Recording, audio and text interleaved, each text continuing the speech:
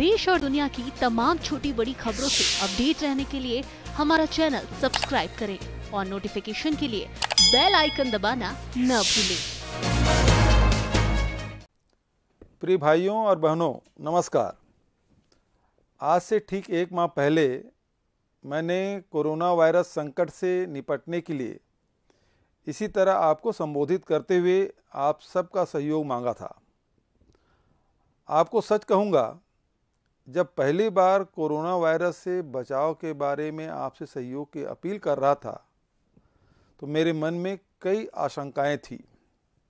इतने बड़े प्रदेश के करोड़ों लोगों से अपना व्यवसाय, जीवन पद्धति, आचरण आदि बदलने को कहना और उसका पालन कराना कोई आसान काम नहीं था। लेकिन आप सबने जो अनुशासन, संबल और संकट से निपटने की जिजीविषा दिखाई है वो विलक्षण है। आज छत्तीसगढ़ कोरोना वायरस महामारी के नियंत्रण में पूरे देश के समक्ष उदाहरण बना है। तो इसके मूल में आप लोगों का अपने परिवार, अपने राज्य के लोगों के प्रति त्याग और समर्पण का भाव है। मैं इन सबके लिए आपका दिल से धन्यवाद करता हूं। मैं हमेशा इस सहयोग के लिए आपका ऋणी रहूंगा।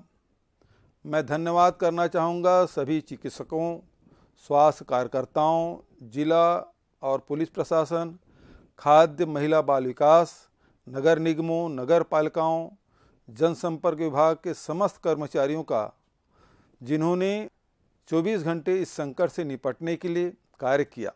मीडिया के बंधुओं, स्वयंसेवी संस्थाओं और सामाजिक संगठनों का भी आभारी रहूँगा, जिन्होंने हर पल हमारा सहयोग किया। हमारे राज्य में अगर हम कोरोना संक्रमण को नियंत्रण में रख पाए हैं तो उसमें सबसे बड़ी भूमिका हमारे गांव की रही है। छत्तीसगढ़ गांव का प्रदेश है और हमारे ग्रामीणों ने स्वेच्छा से अपने गांव में जिस तरह फिजिकल डिस्टेंसिंग और साफ सफाई का पालन किया है वो अद्भुत था। मैं हाथ जोड़कर आभार व्यक्त करता हूं। आपको यह जानकर प्रसन्नता होगी कि आज छत्तीसगढ़ की प्रशंसा पूरे देश में हो रही है। रिजर्व बैंक ने हमारी तारीफ की है। कोरोना वायरस नियंत्रण में हम सभी राज्यों में सबसे आगे हैं। यह सब आपके कारण ही है। 20 अप्रैल से राज्य में बहुत सारी आर्थिक गतिविधियां प्रारंभ करने पर हम विचार कर रहे हैं। गांव में मनरेगा के काम शुरू हो गए हैं। आप अपने ज़िले में क्या क्या कर सकते हैं, इसकी पूरी जानकारी और निर्देश आपको बताए जा रहे हैं। इन दिशा निर्देशों का पालन करना सबके लिए ज़रूरी है। मेरा आपसे विनम्र आग्रह है कि आप रोज़मर्रा के कामों में पूरी सावधानी बरतें, अफवाहों से सावधान रहें। कोरोना को हमने अपने प्रदेश में नियंत्रित जरूर कर लिया है, लेकिन खतरा अभी टला नहीं है। हमें उसे अपने राज्य में फैलने का दूसरा अवसर नहीं देना है।